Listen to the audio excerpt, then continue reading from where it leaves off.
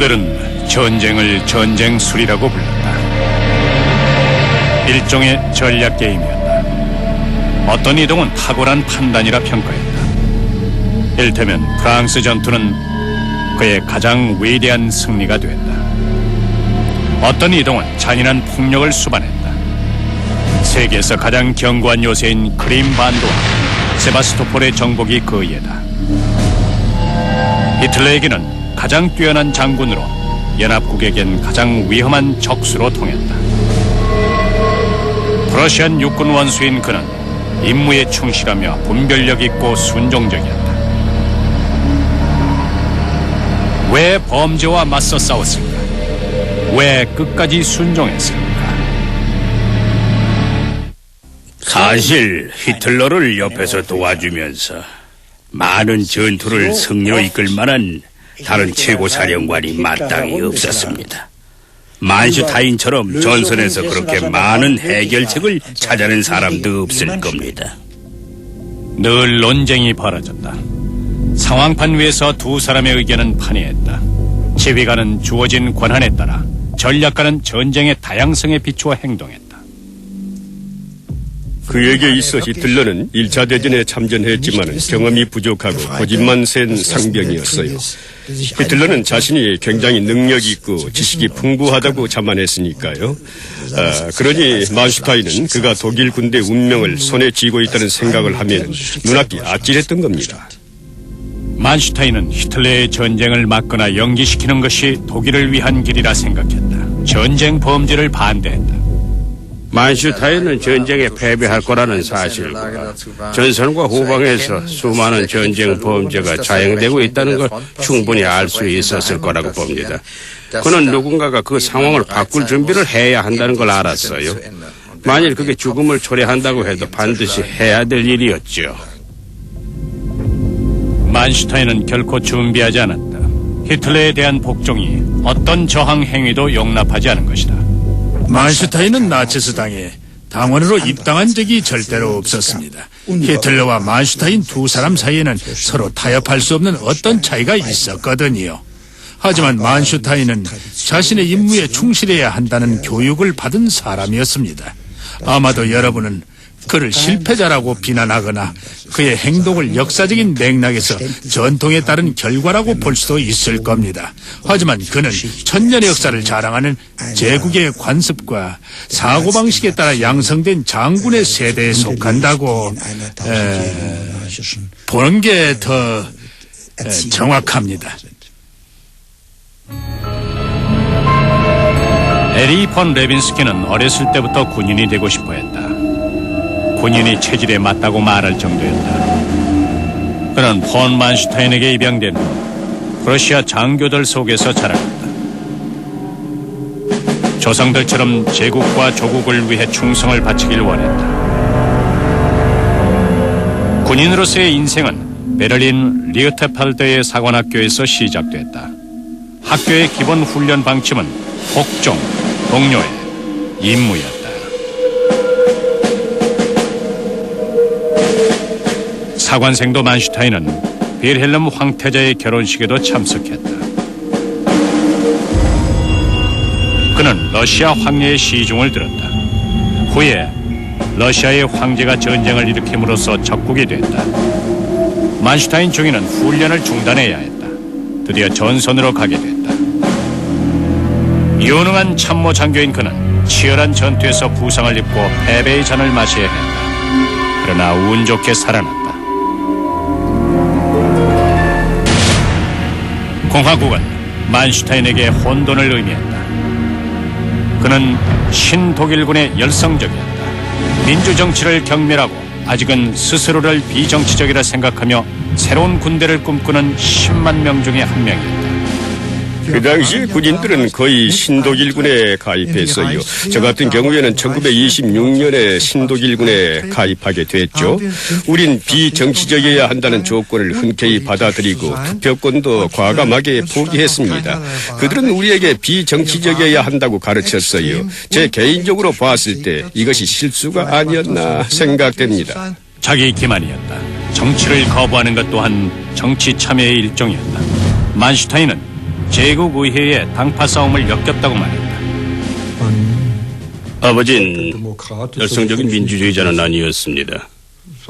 하지만 합법적인 정치를 펴기만 한다면 그게 어떤 정부도 상관없이 충성을 다하셨어요.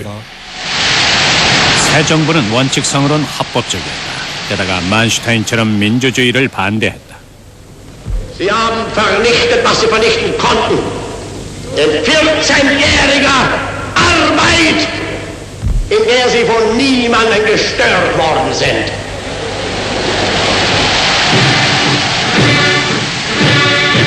히틀러의 권력 상승은 만슈타인의 눈에 나쁘지 않았다. 그는 나치스 돌격대원을 몹시 싫어했다. 한편으로 강한 군대를 반겼다. 유태인의 군인 자격을 박탈하자 단 한 명만이 이를 반대했다. 그는 폰 시멜링 중이라는 젊은 장교를 위해서 기꺼이 중재자로 나섰어요. 그 중위가 소위였을 때 제가 상관이어서 잘 아는 사이였습니다. 전 그를 몹시 존경하게 됐어요. 만슈타인은 유태인 중령을 대신해서 아리아인 법에 간섭해서 해결해주고 베크와 같은 계급으로 승진했습니다. 그의 첫 논쟁 상대는 고위 간부였다. 상관에게 쓴 내용이다. 민족과 국가, 사회주의 노동당의 사상에는 절대적으로 찬성하는 바다. 그러나 군인의 명예를 망각하지 말아주십시오. 이미 저항 조직이 형성된 것일까? 그러나 저항은 실패했다. 그는 히틀러보다 친척버린 독일 제국 대통령과 더 가까운 사이였다.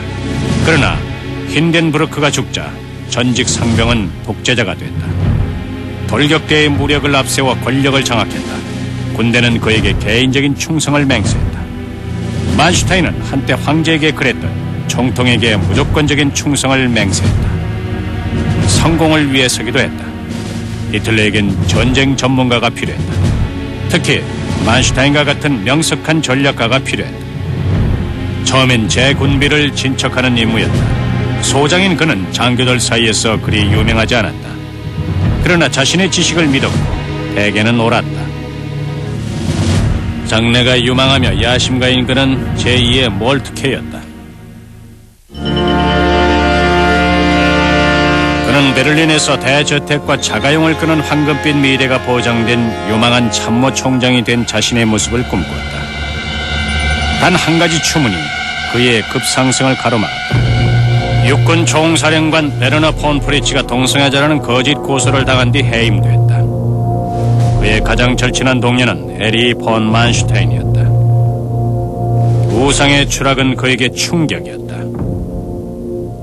아버진 프리츠와의 소문에도 불구하고 여전히 그를 존경했어요. 책상에 베크의 사진과 나란히 붙여놓은 그의 사진을 떼어내지 않았죠. 너무 괴로운 나머지 가족에게 말도 없이 끔찍한 일을 저지르셨어요. 베를린에 가서 우리가 아끼던 집을 팔아 넘기신 거죠. 그리고는 다시 베를린으로 돌아가지 않겠다고 말씀하셨어요. 출세의 걸림돌은 베를린 참모장이 아니라 실레지아 지방의 리그니치에서 사단장이 된 것이다. 공식적으로는 승진한 것 같았지만 실제로는 좌천당한 셈이었다. 그러나 곧 전쟁 전문가가 필요해졌다. 1938년 3월 독일군이 오스트리아로 진군했다. 뒤에는 만슈타인의 작전이 있었다. 슈덴텐란트 점령 시에는 육군 참모 총장으로서 히틀러의 승리에 기여했다. 폴란드 공격은 그에게 급진적인 도약의 기회였다. 집단군 참모장이 된 것이다. 또한 전격전에도 능수능란했다.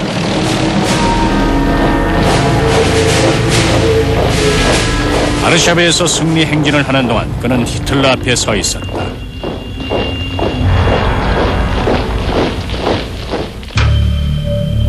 다음 목표는 프랑스였다. 히틀러는 최대한 빨리 공격하길 원했다. 만슈타인은 1차 대전에서 실패한 슐레펜 계획을 적용키로 했다. 원래는 1914년에 독일 군대가 강력한 우측 측면과 함께 전진하기 위해서 네덜란드와 벨기에를 지나가는 동안 군대를 보충하는 전투작전을 말하는 것이었습니다. 1차 대전에서 그랬던 것처럼 예비 병력인 네덜란드군을 가세해서 프랑스 북부의 평원으로 전진한 다음 다시 파리로 향하자는 작전이었습니다. 그러나 히틀러는 만슈타인의 작전에 실망했다. 기습의 요소가 뭐냐는 것이었다. 만슈타인도 같은 질문을 자문했다. A 집단군 참모장은 커블란츠에 있는 선거 후의 저택에서 그를 유명하게 만들어줄 반격 작전을 고안해냈다. 자신이 만든 작전의 장점을 7가지로 요약해서 상부기관에 제출했다. 그러나 만슈타인의 작전이 너무 위험하다고 판단한 고급 장교들은 망설였다. 그는 소란을 피웠다는 이유로 스테틴과 프러시아 동부 지방으로 다시 좌천당했다. 그러나 그의 작전은 사장되지 않았다. 작전을 들은 히틀러의 수석부관이 그를 제3제국의 청사로 불러들였다.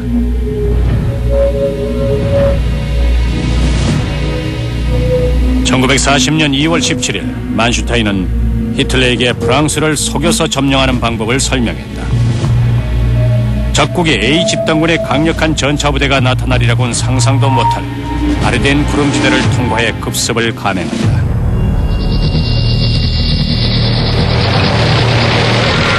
아르덴은 전차는 물론 요새가 될 수 없는 험준한 곳이다. 그동안 B 집단군은 네덜란드와 벨기에를 공격해 연합국 군대의 반격을 일으키는 것이다. 그런 뒤 함정을 막아버려 적국의 반격을 중지시킨다. 그 틈을 타서 해협 연안으로 이동한 후 낫지를 하듯이 프랑스를 치는 것이다. 이름하여 전격전이었다. 아주 대단한 작전이었어요. 그만큼 위험 부담도 만만치가 않았습니다. 반면에 아주 중요한 이점이 하나 있었는데 그건 전투의 승리를 보장하는 기습 공격이 있다는 거였죠. 히틀러는 그의 작전이 늘 상상해오던 공격이라는 확신이 들었다. 만슈타인은 일기에 이렇게 적었다. 그 천재는 전략을 제대로 훈련받은 장군을 보완하는 능력과 승리에 대한 열정이 부족한 편이다. 히틀러는 만슈타인을 과대 칭찬하지 않았다. 확실히 영리하긴 하나 신뢰하지는 않는다고 말했다. 1940년 5월 10일 따돌림당한 전략가의 일기 내용이다.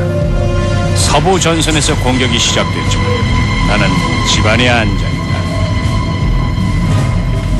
그러나 며칠 뒤에 전략의 창설자는 전투에 투입됐다. 그는 금세 유명해졌다. 나중에 가서 군대를 재편성하고 전략을 세우는 일이 모두 한 사람의 머리에서 나왔다는 사실이 전선에 있는 모든 군인에게 알려졌습니다.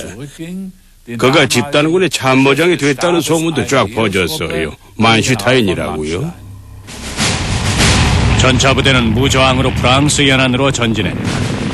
만슈타인은 1개 군단만 전진시켰다. 그때 갑자기 히틀러가 정지 명령을 내렸다. 덩커크 해협을 따라 달아나고 있는 패배한 영국군을 만슈타인에게 처리하라는 명령을 내렸다. 후에 그는 그 전투를 잃어버린 승리라고 불렀다. 만슈타인은 파리를 독일의 수중에 넣을 작전을 세웠다. Das Oberkommando der Wehrmacht gibt bekannt. Der völlige Zusammenbruch der ganzen französischen Front. 히틀러는 이때가 가장 행복한 승리의 순간이라고 말했다. 만슈타인의 역할은 무엇인가?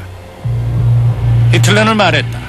만슈타인은 물론 중요했지. 작전을 상의한 장군 중 내 말을 이해하는 사람은 오직 그뿐이었다. 그 당시에 아버지는 그 성공을 가장 위대한 업적이라고 판단했습니다. 후방에 있던 우리도 그게 아버지의 업적이라고 알고 있었죠. 따라서 모두가 자신들 덕에 성공했다는 주장을 기분 좋게 받아들이지 않았어요. 또 히틀러는 히틀러대로 자신의 뛰어난 판단 때문이라고 주장했습니다. 바바로사 작전을 띄고 프랑스에서 소련으로 향했다. 전쟁은 새로운 국면을 맞이했다. 독일군의 지령은 선멸전이었다. 전차 군단을 지휘하게 된 만슈타인은 소련 정치 장교 법령을 통과시키지 않았다. 포로를 총살하는 것은 군인답지 않다고 말했다. 그는 잔인한 전쟁 범죄 행위를 거부했다. 총공세, 이것이 그가 성취해야 될 더 어려운 다음 임무였다. 만슈타인의 군대에게 새로운 임무가 주어졌다. 성탄절까지 세바스토폴을 점령해야 한다고 명령했습니다. 한술 더 떠서 우리 사단은 종태에게 성탄절 선물을 드릴 테니 걱정하지 말라고 큰 소리 쳤어요. 어처구니 없는 전쟁이 되고 말았다. 크림 반도는 독일군에게 점령된 지역으로 간주됐다. 히틀러는 벌써부터 세바스토폴을 점령할 만슈타인의 기계와 장갑 부대를 기동전의 대가라고 불렀다. 그는 전략가였어요. 병사들을 제스판 위에 말들처럼 이리저리 옮겨 놓았어요. 아주 능수능란한 솜씨였어요. 그건 저도 인정합니다. 하지만 그와 인간적인 대화를 나누는 건 기대할 수는 없었어요. 소련의 붉은 군대와 유격대를 상대로 전투가 벌어졌다. 목표는 섬멸전이었다. 만슈타인은 전력을 다했다. 이런 명령을 내리기도 했다. 유태인과 볼셰비키전은 처형해야 한다. 유태인에게 엄한 처벌은 꼭 필요하다. 그는 살인자인가? 전 그렇게 생각하지 않습니다. 만슈타인은 절대로 살인자가 아니에요. 그럼 무엇인가? 반유태주의자? 기회주의자? 아니면 단순한 야심가인가? 만슈타인은 그의 병사들에게 포악함, 이기주의, 나태함을 금지하는 명령을 내렸다. 공정한 전쟁에 대한 망상은 동부전선의 현실이었다.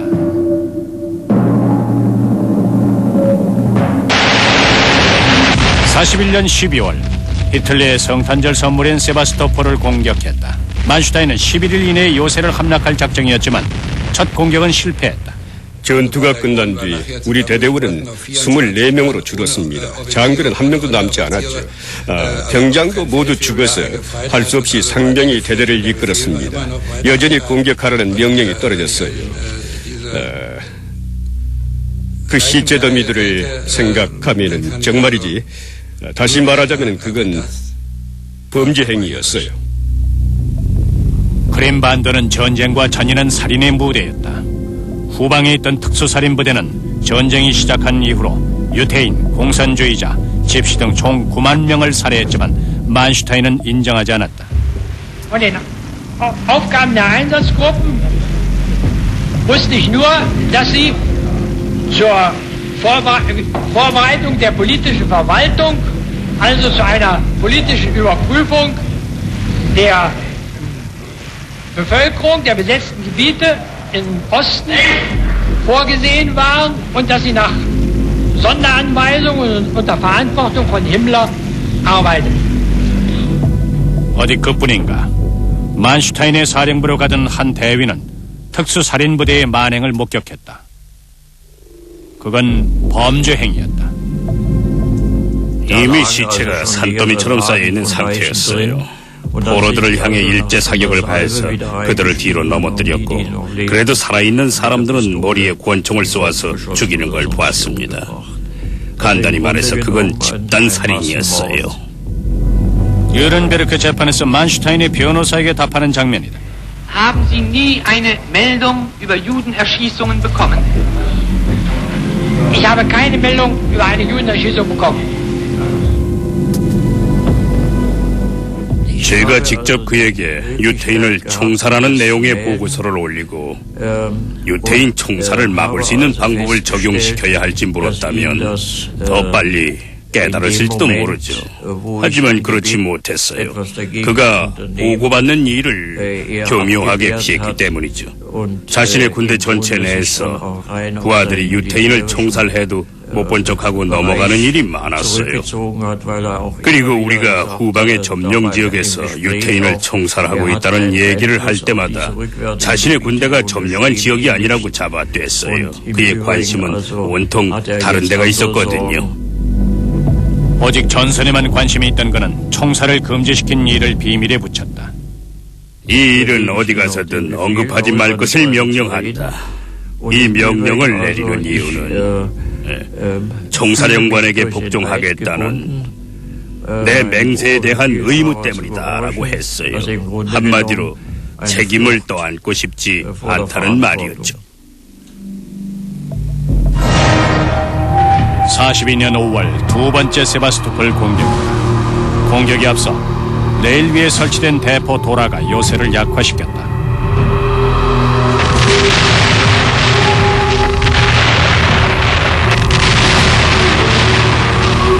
(42일에) 걸친 포위 공격과 치열한 전투 뒤에 도시는 함락됐다. 히틀러의 성탄절 선물이었다.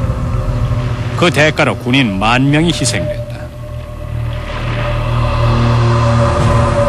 전장에서의 승리감은 매우 특별한 경험이다라고 말한 만슈타인이 1942년 7월 1일 일기에 적은 내용이다. 이 승리를 위해서 피 흘린 수많은 병사들과 신께 진심으로 감사드립니다. 히틀러는 승리를 예찬하기 위해 크림 반도를 그린 방패 메달을 만들고 만슈타인에게 육군 원수의 지휘봉을 수여했다. 그는 당연하게 여겼다. 그의 가족은 지금까지 이 유물을 안전한 장소에 보관하고 있다. 그는 아내에게 자신의 야심을 만족시켰는지 모르겠다는 편지를 보냈다.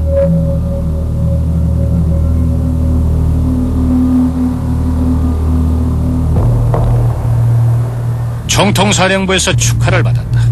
이제 히틀러는 육군 원수를 동부전선의 기정무기라고 불렀다. 다른 곳에서는 몰라도 레닌그라드만큼은 승리를 거두었기 때문이다. 그는 아들 게로를 한 번 더 만났다. 그러나 게로는 며칠 뒤에 전선에서 전사했다.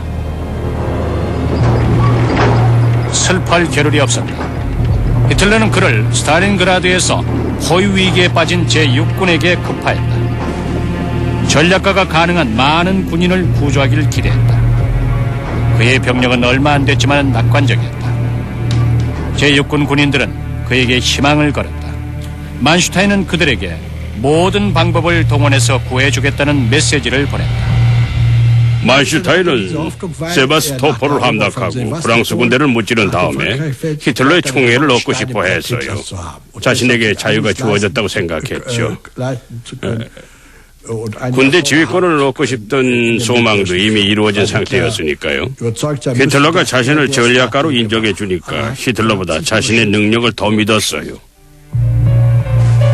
만슈타인은 비행기로 육군에게 물자를 보급할 수 없다는 걸 알았다. 하지만 계속 버텨야 한다는 히틀러의 의견에 동감했다. 우선 충분한 군대를 소집한 뒤 소련군 포위망을 돌파할 작정이었다. 그러나 직접 명령을 내리고 싶지 않았을 뿐더러 그럴 수도 없었다. 히틀러가 만슈타인에게 내린 지시는 반드시 위치를 사수해야 하며 무슨 일이 있어도 소련의 포위망에서 탈출해서는 안 된다는 것이었어요. 그에게 책임을 맡겼죠. 만슈타인은 히틀러에게 후퇴를 허락해달라고 간청했다. 히틀러는 어떤 희생을 치르더라도 사수해야 한다고 요구했다. 코카서스의 유전을 노리고 있던 그에게 만슈타인의 주장은 전혀 먹혀들지 않았다. 그런데도 만슈타인은 위기에 처한 육군을 당장 탈출시켜야 한다고 주장했다. 42년 11월 26일 만슈타인은 이렇게 적었다. 총통이 받아들이지 않았다.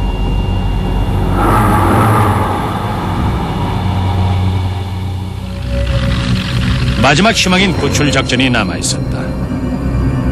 호트 장군이 새 부대를 이끌고 포위된 육군을 향해 다가오고 있었다. 겨울 폭풍 작전의 목표는 돌파구를 뚫는 것이었다. 만슈타인은 당장 천둥 작전을 실행해야 한다고 말했다. 천둥은 포위망을 뚫는 것을 의미했다. 그래서 파울루스는 제6군에게 후퇴 준비를 하라는 명령을 내렸어요. 만슈타인은 그 이외의 명령을 내릴 수가 없었어요. 다른 명령을 내렸다 해도 아마 6시간도 안 돼서 취소됐을 겁니다. 만슈타인도 제거됐을지도 모르죠. 하지만 중요한 건 그게 아니에요. 보나마나 히틀러가 반대했을 테니 쫓겨날 일도 없었죠. 호트의 전차가 스탈린그라드에서 48km까지 왔다. 새로운 위기가 닥쳤다. 이탈리아 군대가 와해되는 바람에 남부 전선이 무너진 것이다.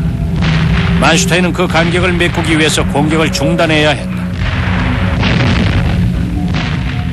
우리가 패했을 때 느꼈던 낭패감은 이루 말할 수 없을 정도였어요.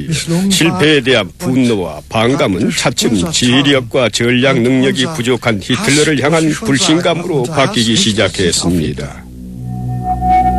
포위된 군인들에게는 곧 아무런 희망도 남지 않았다. 그때도 만슈타인은 용기를 잃지 않았다. 상황이 절박하긴 하지만은 아직 절망적인 건 아니다라고 그가 제게 이렇게 말했어요.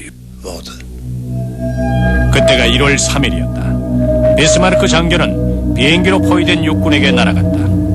베를린의 히틀러와 통화하는 만슈타인의 머리 위에 있었다. 그는 사실 그대로 솔직히 말했어요. 1차 대전의 상병 출신이 베르등에서 겪었던 전투만 생각해서는 안 된다고 말이죠.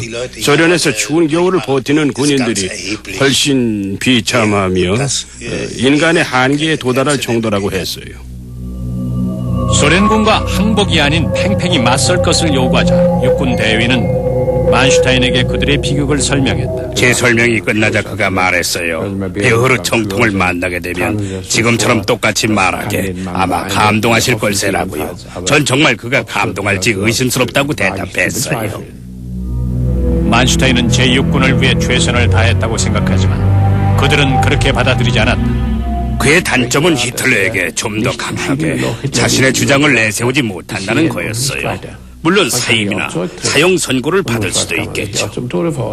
하지만 어떤 상황인지 확실히 이해하고 있으면서도 스탈린그라드의 군대를 그대로 방치한 건 옳지 못한 결정이었습니다.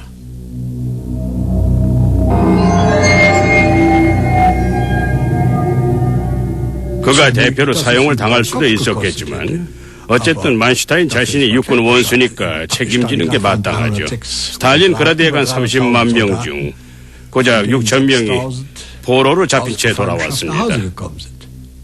그는 다 알면서 가만히 있었어요. 스탈린그라드 전투에 패전 이상의 의미를 둔 사람도 있었다. 폰 스타우펜베르크 백작과 동료들은 그 어느 때보다도 반란의 필요성을 느꼈다. 이들의 희망을 구체화시킬 인물은 히틀러의 유능한 장군 만슈타인이었다. 그라면 독일 저항군을 이끌 수 있었다. 43년 1월 말 돈 집단군 사령부에서 스타우펜베르크는 반란을 위해서 만슈타인의 원조를 요청했다. 닫힌 문 뒤에서 밀담이 오고 갔다. 만슈타인을 만나고 돌아온 스타우펜베르크의 얼굴에 실망의 기색이 역력했어요. 만슈타인이 그의 제의를 이런 지하에 거절했기 때문이었습니다. 만슈타인이 그에게 거절한 이유를 설명했는데 그 이유란 것이 군 지휘관인 자신이 군대에게 육군 총사령관인 히틀러의 명령에 복종하지 말라는 명령을 내리는 자체가 불가능하다는 것이었습니다. 전선에서 싸우고 있는 군인들까지 선동이 번질 우려가 있다는 것이었죠. 그는 시기상조라서 국민들이 준비가 돼 있지 않았다고 덧붙였다. 또한 연합국이 이미 카사블랑카에서 무조건 항복을 요구했기 때문에 너무 늦기도 했다. 만슈타인이 사령부에 찾아온 스타우펜베르크가 장교에게 말했다. 모든 장군들이 현재 상황을 이해했어. 하지만 반란을 일으킬 준비가 된 사람은 극소수에 불과하오라고 했어요. 임무와 저항 사이에서 고민하던 만슈타인은 복종을 선택했다. 그는 저항을 선택한 다른 사람에게 말했다. 프러시안 육군 원수들은 저항하지 않는다.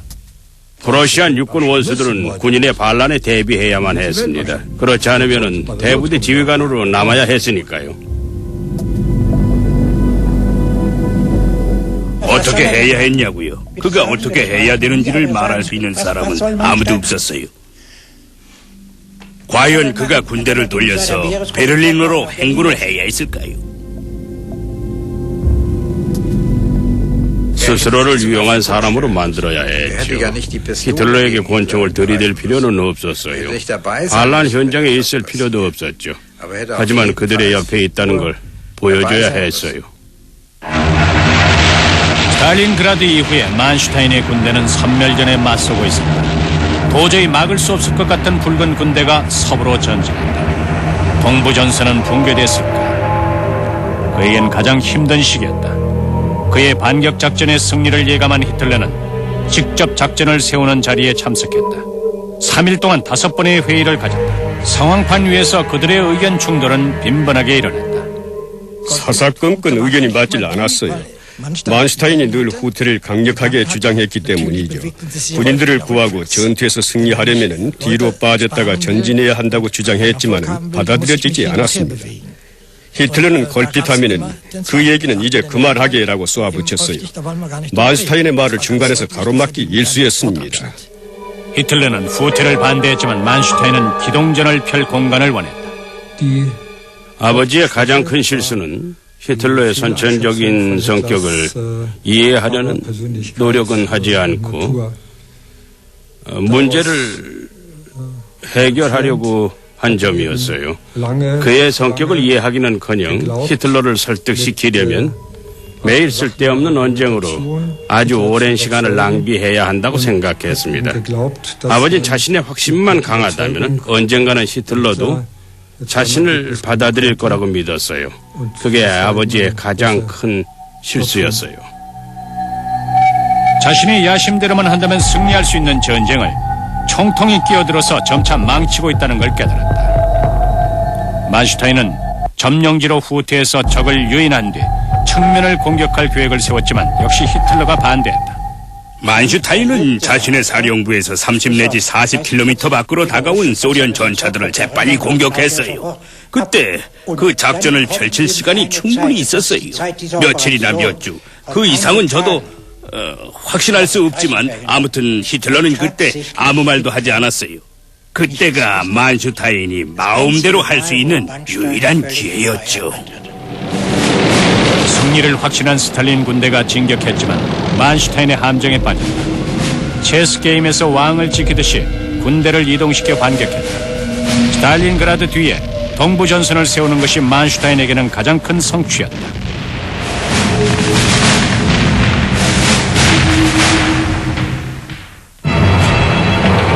성공은 확고한 믿음을 더욱 굳혔다. 이 전투는 실패와는 거리가 멀었다. 그는 뭔가 믿는 구석이 있는 게 틀림없었어요. 속으로는 독일의 패배를 완전히 단정하고 있었던 게 분명했어요.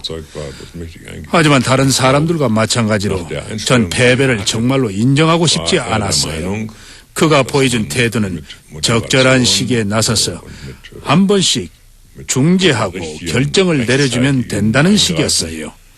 체스를 둘 때처럼 한 수로 비길 수 있다고 생각했죠. 그 생각은 히틀러가 있든 없든 망상에 불과했다. 만슈타인에게 재량권을 주지 않았다. 자신의 전쟁이므로 전략도 자신이 짰다. 만슈타인은 순종했다. 히틀러는 대규모 전차전으로 스탈린군을 약화시킬 계획이었으나 공격일을 계속해서 연기했다. 회의를 진행하는 동안 만슈타인은 크게 화를 내면서 공격을 하루 늦출 때마다 성공할 가능성도 줄 거라고 주장했어요. 육군 원수는 히틀러의 결정을 기다리다 못해 지쳐버렸다. 그는 적을 속이기 위해 만슈타인을 부크르슈트로 보냈다. 독일군이 재편성되는 동안 스탈린을 안심시킬 속셈이다. 43년 7월 지체됐던 크루스크 전투가 시작됐다. 만슈타인이 이끄는 집단군이 주공을 맡았다. 그는 승리를 확신했다. 그러나 소련군이 눈치채는 바람에 요새 작전은 실패했다. 만슈타인이 잘못한 것일까? 그가 잘못한 일은 작전을 수행하는 시간이 길어질수록 전반적인 위험 요소가 점점 더 늘어난다고 지적한 일이었어요. 우린 만슈타인이 지적한 위험 사태가 실제로 일어날지도 모른다고 생각한 나머지 두려워서 제대로 전투에 임할 수가 없었거든요.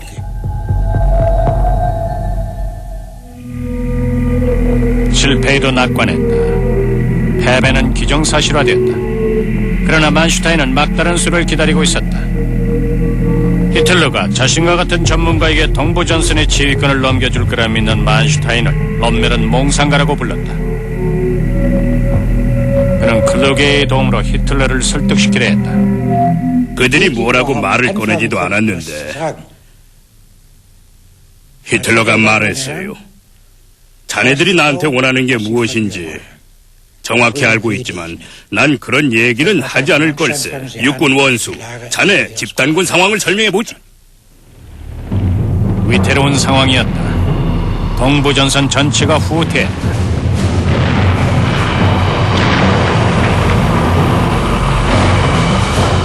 히틀러는 고집을 꺾지 않았다. 1차 대전의 상병과 육군 원수 사이에 차가운 냉기가 감돌았다. 그는 히틀러와 치열한 전쟁을 치루었어요. 무슨 중요한 결정을 할 때마다 히틀러의 반응이 어떨지부터 걱정부터 했으니까요. 전투 전선이 따로 없었죠.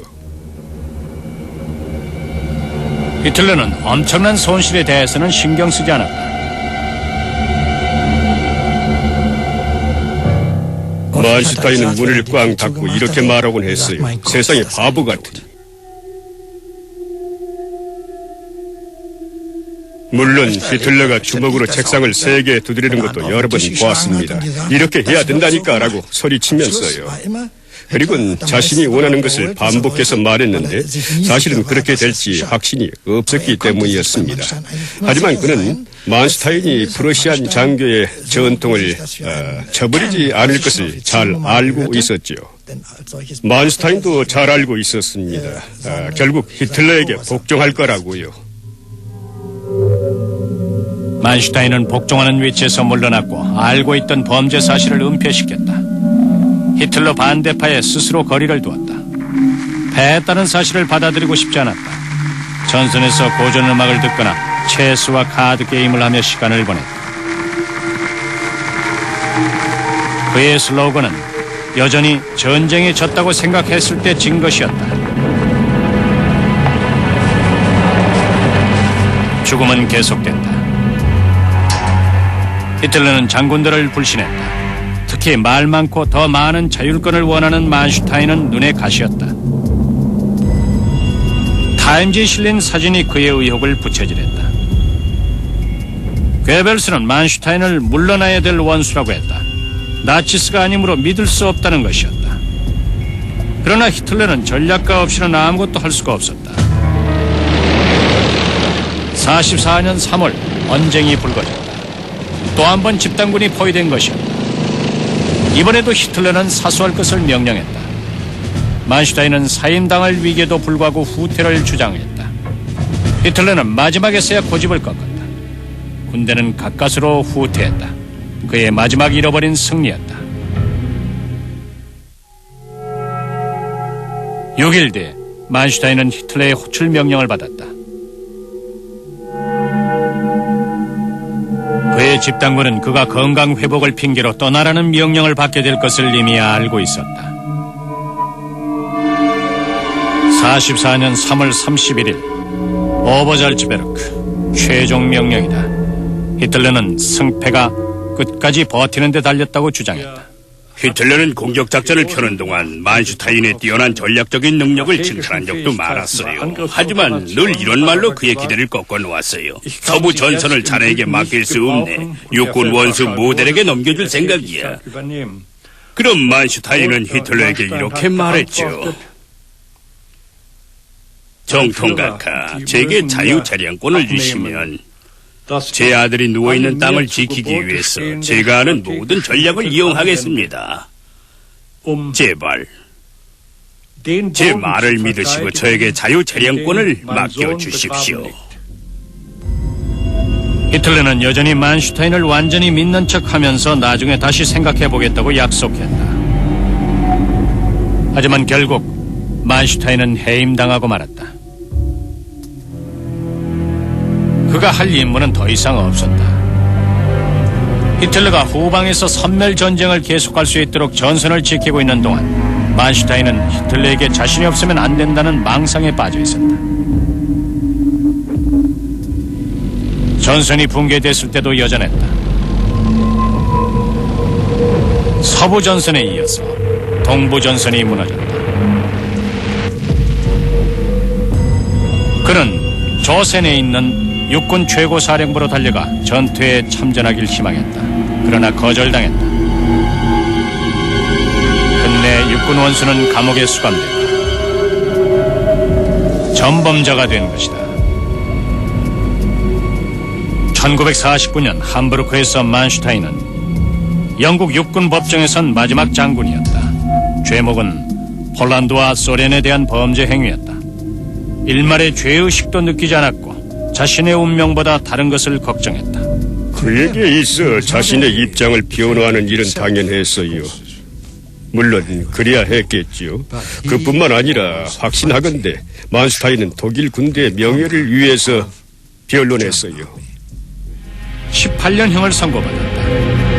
1953년 처칠과 같은 정치인의 항의를 받으며 조기 석방됐다. 새 군대가 필요하다는 결정이 있자 만슈타인은 준비돼 있었다. 프러시안 군인의 오랜 전통 중에 하나가 육군 원수는 언제나 비상대기 상태라는 것이었어요. 의무감으로 가득 차 있었던 만슈타인은 자신의 책임을 다해야 한다고 생각했어요. 그래서 육군을 다시 설립하게 됐을 때 적극적으로 나서서 충고를 하거나 기꺼이 도와주려고 했어요. 내일처럼 발벗고 나섰죠. 만슈타인은 징병제도를 강하게 주장했다. 그에 대한 판결은 모호한 상태로 남겨졌다. 그는 용감한 군인이라기보다는 정해진 틀에 맞추도록 길들여진 남자였습니다. 군인과는 아주 대조적인 사람이었어요. 자기 관리를 매우 엄격하게 했죠. 수양을 쌓는 사람처럼요. 또 체스를 두는 것처럼 전략을 짜는 실력이 상당히 고수였습니다. 히틀러가 아무리 반대해도 그는 다른 육군 원수들과 함께 전쟁의 끝을 앞당겨서 했다고 생각합니다. 그랬다면 적어도 수많은 희생자들이 무고하게 죽어가는 일은 일어나지 않았을 테니까요. 그는 천재적인 군인이었지만 도덕적이진 않았다.